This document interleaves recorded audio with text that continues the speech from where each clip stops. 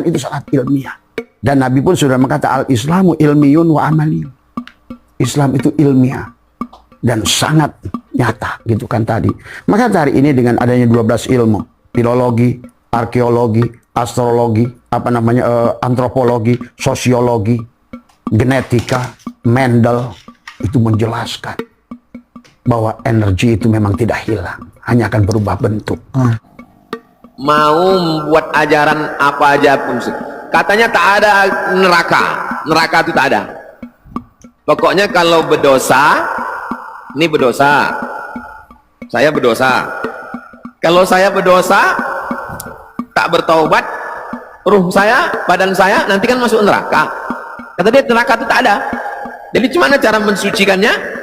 Ruh ini masuk ke orang, nanti orangnya penuh penderitaan, reinkarnasi, atau masuk ke babi, atau masuk ke monyet, reinkarnasi. Di surat Yunus ayat 4 Allah pun menjelaskan sebetulnya Mas Hendra tentang reinkarnasi ini. Ilaihi marji'ukum jami'an wa'dallahi haqqo, kata Allah. Harusnya semua manusia itu balik pada Allah. Tapi ternyata nggak semua orang mati itu balik pada Allah. Tadi tergantung apa ilahnya. Ada yang nanti wujudnya tadi kepada kirodatan, monyet, wakhanajiro, babi. Bahkan surat Al-Isra jadi batu, jadi besi. Itu bukan ajaran Islam. Itu ajaran luar Islam. Kalau kau mengaku tak Islam, itu bukan urusan kita. Kita tak pernah ngurus orang lain. Lakum dinukum. Yang jadi masalah ketika kau pakai peci, kau mengaku Islam. Itu yang jadi masalah. Menyambung pertanyaan saya kemarin tentang tahlilan. Pertanyaan yang mana ini? Yang tentang tahlil. Jadi kesimpulan dalam tahlilan tersebut, bid'ah atau sunnah? Jangan ke sana kalau kita mau ngomong. Bid'ah atau sunnah, seolah-olah cuma pilihan itu dua. Kalau nggak sunnah, bid'ah. Nggak sunnah, bid'ah. Hukum itu ada berapa? Hukum ada berapa, saya tanya? Sunnah itu apa? Sunnah itu ma'udhifa ilan nabi, sesuatu yang disandarkan kepada nabi. Ya. Perkataan, perbuatan nabi. Jadi jangan selama-lamanya kalau memang itu sunnah, kapan nabi bikin? Tapi kita sudah sepakat dalil kita ini satu Quran, yang kedua hadis. Hadis itu apa? Ya sunnah. Apa itu? Ma'udhifa ilan nabi, sesuatu yang disandarkan kepada Rasul. Ada perkataan nabi, ada perbuatan nabi. Nabi nggak bikin, tapi nabi katakan, yaitu disebut sunnah. Nah, sekarang saya tanya, nabi sholat wajib nggak? Sholat 5 waktu nggak? Sholat. Sunnah nggak? Sunnah. Hukumnya Pak? Wajib. Wajib. Nabi sholat tahajud nggak? Sholat. Sunnah nggak? Sunnah. Hukumnya Pak? Sunnah. Nabi makan minum nggak? Makan minum. Nah, sunnah nggak itu? Sunnah. Hukumnya apa? Sunnah. Mubah. Mubah. Nah, Nabi istrinya berapa? Kata Allah berapa bolehnya? 4. Nabi istrinya berapa? 4. Ini nanya yang nggak jelas. Nabi istrinya berapa? Lebih nggak dari 4? Lebih. Nah, sunnah nggak? Sunnah. Hukumnya kalau kita macam mana? Maka ditanya itu hukumnya. Hukumnya bagaimana? Kita udah bagi kemarin antara kenduri, sudah kita bahas, dengan berdoa membaca Quran. Hukumnya itu apa? Allah menyuruh membaca Quran, umum kalimatnya. Yasin Quran nggak? Quran. Ketika Allah menyuruh kita membaca Quran, berarti kan udah disuruh kita baca Quran. Waktunya ada nggak dari Allah dan tempatnya? Udah kita bahas itu. Jadi jangan berulang-ulang. Hukumnya. Nah, Allah udah suruh kita baca Quran. Nah, di dalam tahlil itu kan baca Yasin. Quran nggak Yasin itu? Quran. Oke. Kemudian ada nggak waktu dari Allah untuk membacanya? Tidak. Berarti kan kita yang memanagenya, waktunya. Nah, Udah, terus kita baca, ini udah kita bahas dalam beberapa acara kita, udah kita bahas. Nah, jangan itu pertanyaan diulang-ulang lagi. Udah jelas itu. Nah, kembalikan kepada hukumnya. Wajib nggak tahlil? Kalau wajib berarti yang nggak tahlil dosa. Haram nggak tahlil? Kalau haram berarti yang tahlil dosa. Kan Allah udah bilang dalam surah An-Nahl ayat 116, jangan kau katakan sesuka lidahmu secara dusta. Ini boleh, ini tidak, haza halal wa haza haram. Saya mengatakan boleh dengan alasan yang sudah saya sepakat, yang sudah saya sebutkan. Ada orang bertanya, nah, kenapa Ustaz sebutkan dalil-dalil aja pakai pemikiran sendiri? Kenapa enggak pakai ulama? Kalau kita udah cerita pakai ulama, udah clearnya kita. Ini begitu disebutkan ulama, dalilnya mana? Makanya saya nggak mau bicara kaul-kaul ulama lagi. Saya bahas dalil. Makanya didengarkan, disimak baik-baik itu.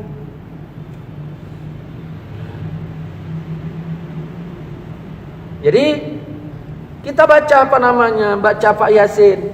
Yang nyuruh baca Yasin siapa? Yang nyuruh baca Al-Quran. Yang nyuruh baca Quran itu ya adalah Allah. Nabi juga nyuruh kita baca.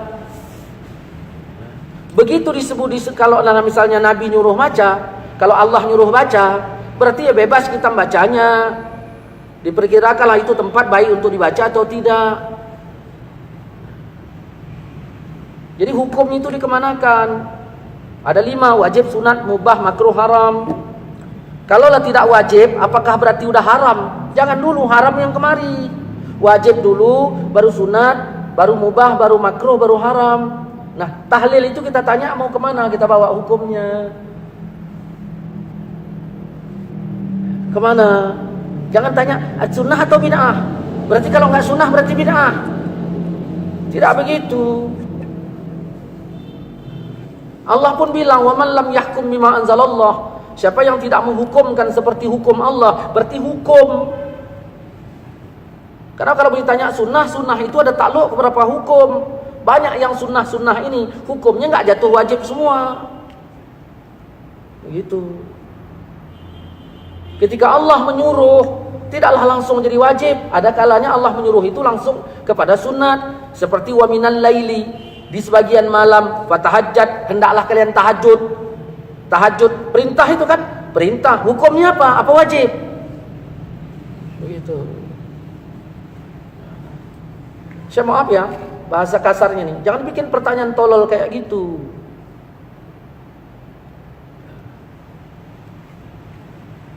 Oke lah Ustaz. Ada satu pertanyaan lagi. Kalaulah boleh membaca Al-Quran di tempat orang meninggal itu, apa manfaatnya Ustaz? Ini nanya pendapat saya, nanya keterangan. Begini. Dah. Ya.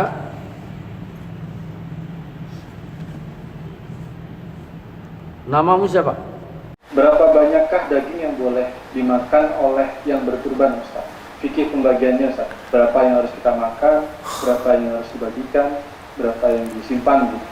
Fakulu minha, makanlah hewan kurbanmu itu. Jadi memakan daging hewan kurban itu perintah Allah, tapi perintahnya tidak wajib, sunnat. Fakulu minha, makanlah hewan kurbanmu itu. Bangun sholat subuh, habis sholat subuh siap-siap, terbit matahari lewatkan 12 menit. Kalau di Pekanbaru jam 7.30, 6.30 sudah bisa. Silakan jam 7 atau jam 8, sholat Idul Adha. Habis selesai sholat Idul Adha, ambil Bismillahirrahmanirrahim, Allahu Akbar. Ambil hatinya, cuci, jangan sampai tidak dicuci. Karena ada darah najis, haram. Cuci bersih, kasih jeruk, kasih garam, bakar. Itulah makanan yang pertama dimakan hari itu. Litabarruk, untuk ngambil barokah. Begitu sunnahnya. Pagi tidak ada sarapan, tidak ada lontong, tidak ada nasi uduk, tidak ada nasi kuning, tidak ada nasi biryani, tak ada nasi mandi. Makanan yang pertama dimakan adalah hati hewan kurban. Kulu, makanlah. Sisanya wa at'imul ba'isal faqir, bagi ke fakir miskin. Ini yang paling afdal, the best, mantap. Makan hatinya aja sedikit, sisanya bagi semua ke fakir miskin. Cara pembagian yang kedua, sulusahu. Sepertiga untuk yang berkurban, sepertiga untuk kerabat, tetangga, kawan, sahabat, jiran, sepertiga untuk fakir miskin. Adapun yang kita lakukan sekarang di seluruh kota-kota di Indonesia, daftar ke masjid, diselenggarakan panitia, dikasih 1 kupon untuk peserta kurban, 1 kupon sebagai kaum muslimin, dapat 2 kupon. Itu masih di bawah sepertiga, masih boleh, masih halal, silakan. Tapi kalau nggak mau nerima, bagus, bagikan ke fakir miskin. Demikian Bang Alvin. Menyambung pertanyaan saya kemarin tentang tahlilan. Pertanyaan yang mana ini? Yang tentang tahlil. Ah. Jadi kesimpulan dalam tahlilan tersebut, bid'ah atau sunnah? Jangan ke sana kalau kita mau ngomong.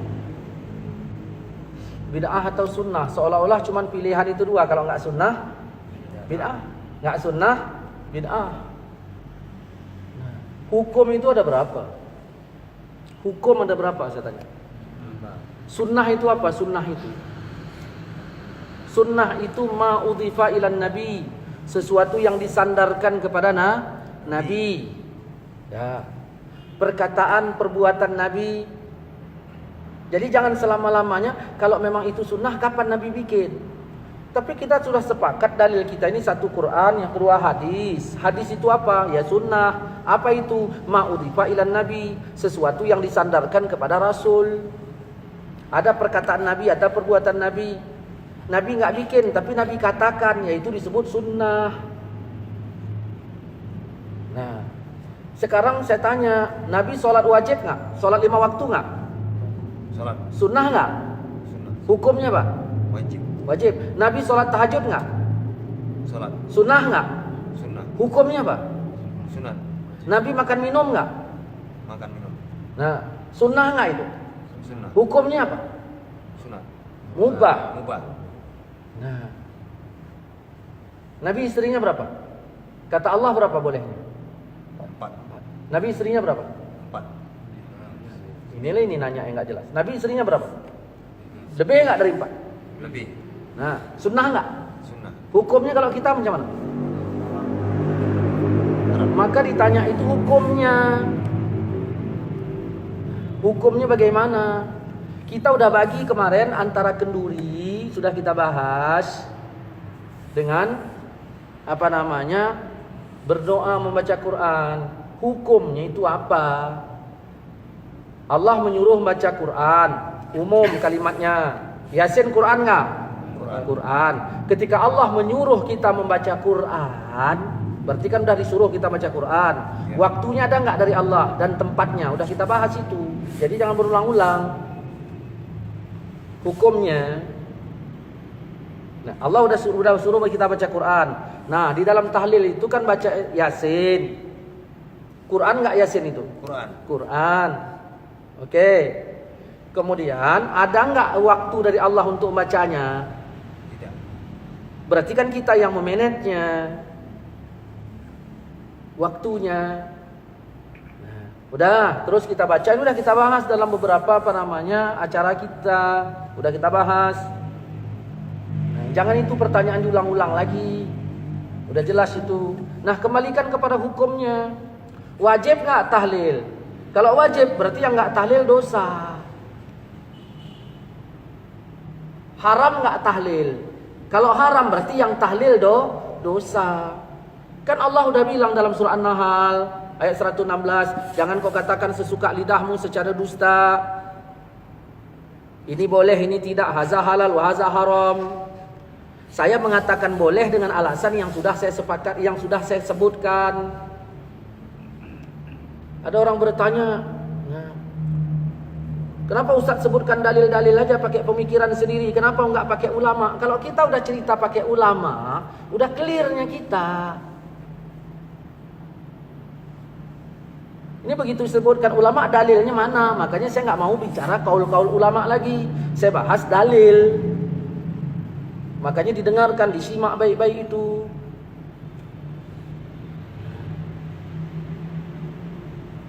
Jadi kita baca baca Pak Yasin. Yang nyuruh baca Yasin siapa? Nyuruh baca Al-Quran.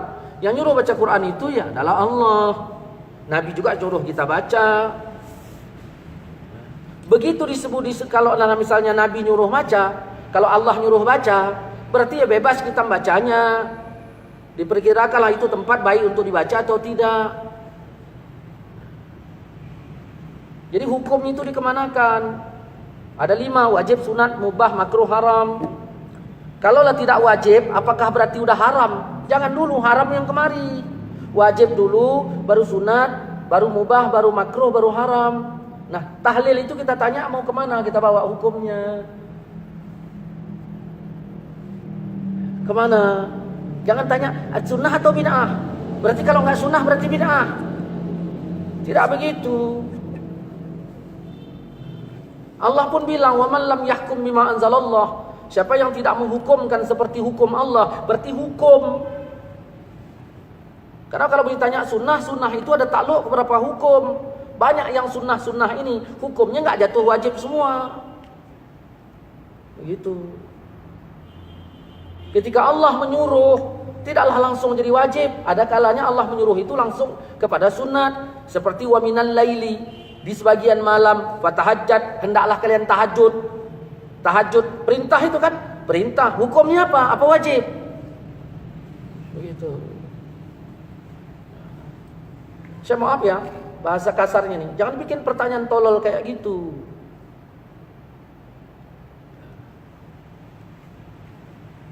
Oke lah Ustaz. Ada satu pertanyaan lagi.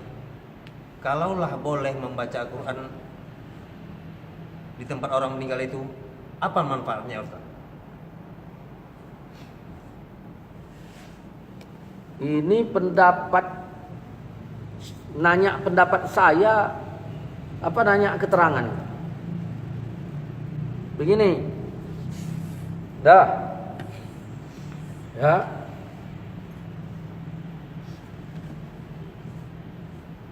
Namamu siapa?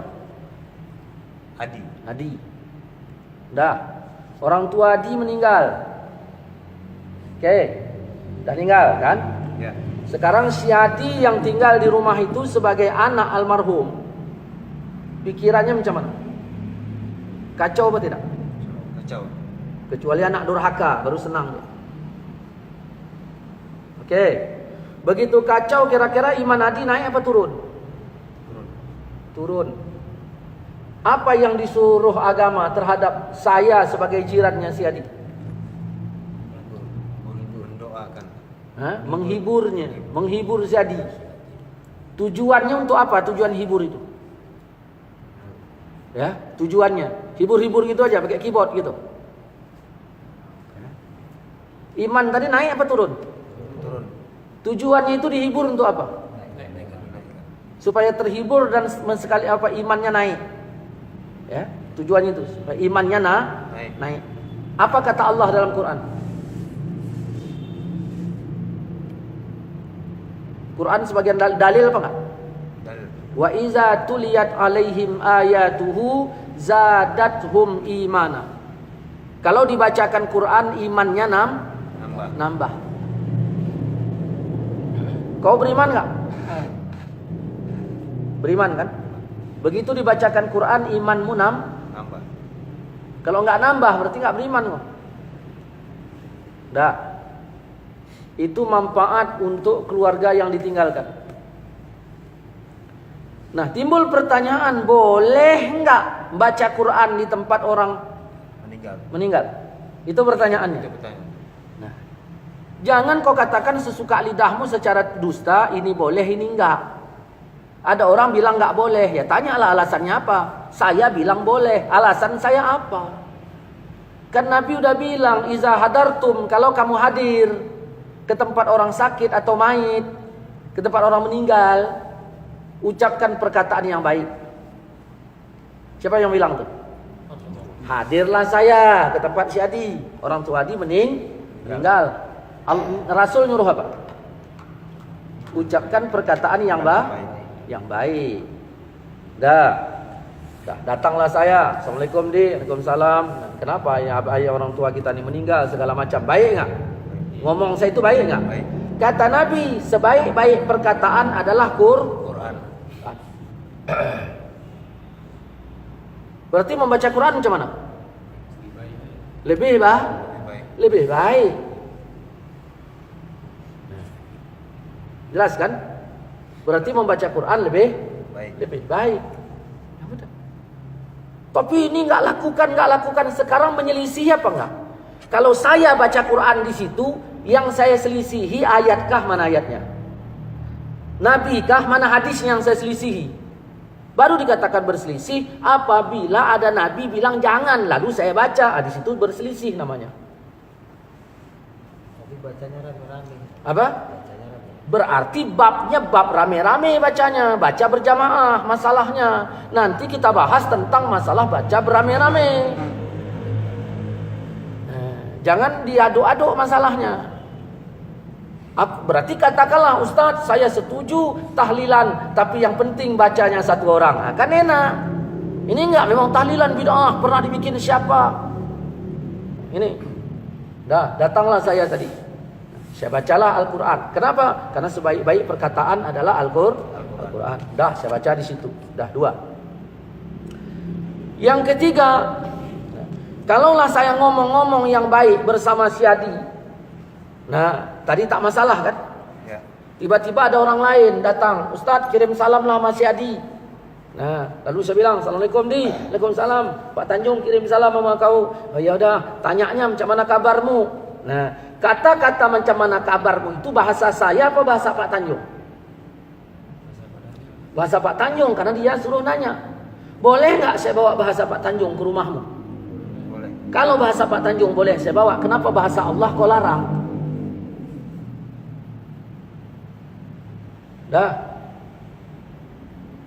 Kemudian baca Quran ini bagian dari zikir apa tidak? Zikir. Bagian dari zikir. Jelas ya? Bagian dari zikir. Inna nahnu nazzalna zikra. Sesungguhnya kami turunkan zikir, itu maksudnya Quran. Zikir. Kata Nabi dalam riwayat Imam Muslim, perumpamaan orang yang zikir dengan yang enggak zikir itu kayak yang hidup dengan yang mati. Bayangkan yang melayat kita ada 20 orang. Yang baca Quran 5, yang 15 enggak. Yang baca Quran digolong zikir apa enggak? Yang enggak baca Quran digolong enggak zikir kan? Berarti sama dengan mati kan? Ini yang heran kita ketika kita datang ke tempat orang meninggal, cerita entah apa-apa, masalah pemilu begini begitu, nggak ada yang nyalahkan. Begitu ditarik ayat, langsung ada yang nyalahkan. Ini paham seperti apa ini? Kalaupun dia bilang apa namanya, ya kami nggak baca, itu urusannya. Kau nggak baca ya udah, aku pun nggak salahkan kau yang nggak baca. Tetapi kami yang dibaca jangan dituding. Ini begitu kita angkat ke YouTube. Ya, ke YouTube, ke Facebook, kayaknya kepanasan. Ada apa ini rupanya? Kita menjelaskan, makanya yang kita jelaskan ini kan kepada teman. Saya Facebook ini punya teman, saya compare, artinya untuk teman saya. Kalau memang pemahamannya beda, ya jangan jadi teman saya. Saya ingin mengingatkan teman-teman, beginilah cara menjawabnya. Nggak ada saya singgah di teman-teman Facebook Wahabi itu sebegini-begini, enggak. Ini yang kepanasan macam-macam ini. Masya Allah. Ya. Udah. Ini baru 3. Ya. Kemudian ini berbicara manfaat kan? Ya. Berbicara manfaat. Baiklah, Ustaz. Jadi tunggu dulu, belum selesai. Jangan main baik-baik. Ada orang nelpon saya, Assalamualaikum Ustaz, Waalaikumsalam. Ya, si Polan meninggal. Siapa? Ayah si Adi. Saya bilang apa? Innalillahi. Innalillahi itu apa? Kembalikan ke Quran. Innalillahi itu Quran. Kalau pertama kematian saja kita dikembalikan kepada Quran, kenapa dilarang membaca Quran di waktu yang lain? Kemudian mau ditanya apanya lagi? Sampai enggak kepada almarhum? Kan begitu. Sampai kah? Nah, itu teman-teman ya. Jadi satu agama karena banyak aliran ya begini jadinya. Sunnah, bid'ah, sunnah, bid'ah, sunnah, bid'ah, kan seperti itu. Ya, karena banyak aliran. Coba kita tidak perlu banyak aliran, cukup satu saja, Islam. Ya, nggak mungkin ada perdebatan-perdebatan seperti ini, gitu teman-temannya. Jadi untuk itu saya kadang ditanya sama orang, sama apa Pak alirannya? Saya nggak punya aliran, saya gitu teman-teman. Duh, kok nggak punya aliran? Ya, saya nggak kenal aliran, saya gitu. Agamanya apa katanya? Kalau agama saya Islam, saya gitu. Duh, nggak punya aliran? Ya nggak punya. Karena Rasulullah SAW itu tidak pernah mengajarkan aliran, kan gitu. Jadi maka dari itu ya, karena banyaknya hadis yang dipeluntir, banyaknya firman-firman yang dirubah gitu. Itu tujuannya sebenarnya orang itu ingin di depan, ingin di atas gitu teman-teman ya. Sedangkan kalau saya pribadi, saya sendiri ya berdiri di atas kaki sendiri, ya nggak mau jadi orang lain gitu. Maukah itu Muhammadiyah, mau Islam Kari, mau NU, saya itu biasa. Saya ketemu dengan orang Wahidiyah, orang Muhammadiyah, Islam Kari, orang NU. Saya nggak punya rasa benci. Ya semuanya sama, itu umat Rasulullah, makhluk Allah, saya gitu teman-teman. Jadi saya nggak pernah ikut-ikutan pihak sana pihak sini. Kadang kalau musim kurban, hari kurban kayak kemarin, wah Muhammadiyah dapat sekian banyak, NU kok sedikit. Nah, ada yang bilang gitu ya. Ya mungkin ya kalau jamaah Muhammadiyah ya orangnya mungkin ya lebih mengutamakan akhirat, saya gitu teman-teman. Makanya banyak yang berkorban, banyak yang bersedekah, saya gitu. Kan orang kan beda-beda. Ada yang lupa dengan akhirat sehingga dia itu suka menimbun harta, ingin menjadi orang lebih kaya dari orang-orang lain, kan seperti itu. Jadi memang beda pendapat ya, beda teman-teman ya. Kalau soal itu kan pribadi kita masing-masing. Cuman kalau saya pribadi teman-teman ya, saya tuh nggak punya aliran. Itu saya pribadi. Ya karena Rasulullah kan memang nggak seperti itu, nggak pernah ngajarkan aliran itu. Jadi ya alhamdulillah saya tuh nggak punya rasa iri, dengki, apapun dalam kehidupan saya, mau kalau kaya dan miskin, perasaan saya itu hanya ujian ya. Yang kaya diuji dengan hartanya, yang miskin diuji dengan kesabarannya. Nah, saya itu di tengah-tengah teman-temannya. Saya tidak kaya, tidak miskin, tapi saya selalu cukup gitu. Karena apa? Saya selalu dicukupi oleh Allah. Ketika bangun tidur saya masih bisa mengucapkan kalimat alhamdulillah ya Allah. Saya rasa tidur ini tidak bangun lagi, ternyata saya masih bangun, masih bisa menunaikan ibadah sholat saya gitu teman-teman. Kalau bangun subuh itu, jadi saya kan cukup gitu. Kalau soal harta dunia itu kan milik Allah kan gitu. Diri kita saja milik Allah, jasad kita milik Allah, ruh kita milik Allah, jiwa kita milik Allah, kan seperti itu. Jadi karena itu milik Allah, agar kembali kepada Allah dalam keadaan baik, dalam keadaan suci, maka kita itu tidak boleh melakukan hal-hal apa yang telah ditentukan oleh Allah, yang sudah dilarang oleh Allah. Tidak boleh memperkaya diri, karena dunia itu katanya Allah, kamu sebagai manusia menjalankan ujian hidup. Nanti kamu yang lulus dari ujian hidup ini, maka kamulah yang yang tinggi derajatnya di sisiku, kan gitu katanya Allah. Kalau bicara soal kaya, Korun mah kaya teman-teman. Pada akhirnya Korun ya ditenggelamkan bersama harta bendanya, kan gitu. Kalau bilang orang miskin, di mana saya mau sholat, sedangkan saya kerja siang malam, kalau nggak gitu saya makan apa, kan ada orang seperti itu. Nabi Ayub lebih susah daripada kita, kan seperti itu. Maka dari itu kita memetik hikmah dari ceramah-ceramah tadi itu, yang sini bid'ah, yang ustadz ini gini, ustadz ini gini. Makanya benar kata Ustadz Abdul Somad tadi itu, kiai kalau nggak pernah baca kitab ya itulah dukun namanya. kadang dukun menyerupai kiai, kiai menyerupai dukun. Nah itu teman-teman, jadi memang sulit diperbedakan sekarang, sulit. Jadi maka dari itu saudara-saudari dimanapun berada, semoga kajian-kajian ini bisa memetik, bisa memberi edukasi kepada saudara-saudari dimanapun berada ya. Semoga menjadi ilmu yang bermanfaat bagi saudara-saudari lewat channel Jejak Ustadz ini. Karena ini channelnya namanya Jejak Ustadz, jadi semua ustadz, semua ulama gitu ya teman-teman. Dan saya itu kalau ngasih saran sama teman-teman ya, kita tidak usah membeda-bedakan agama, tidak usah membeda-bedakan suku, tidak perlu membeda-bedakan bangsa ya. Kita selagi manusia ya, selagi sesama manusia, kita itu harus saling menghormati, menghargai apapun alirannya, apapun agamanya, apapun sukunya, apapun warna kulitnya gitu. Itu kalau menurut saya pribadi teman-teman ya. Ya nggak tahu kalau menurut teman-teman sih, itu menurut saya pribadi gitu. Jadi untuk itu teman-teman ya, terima kasih teman-teman sudah berkunjung di channel Jejak Ustadz, dan saya akhiri sampai di sini dulu. Kalau ada sumur di ladang kita boleh menumpang mandi. Kalau umur kita masih panjang kita akan berjumpa lagi di channel yang sama, di waktu yang beda, tentunya di video yang lebih bermanfaat lagi. Oke teman-teman ya, kita mari sampaikan sholawat kepada baginda Nabi Agung Muhammad sallallahu alaihi wasallam. Allahumma sholli ala sayyidina Muhammad wa ala ali sayyidina Muhammad.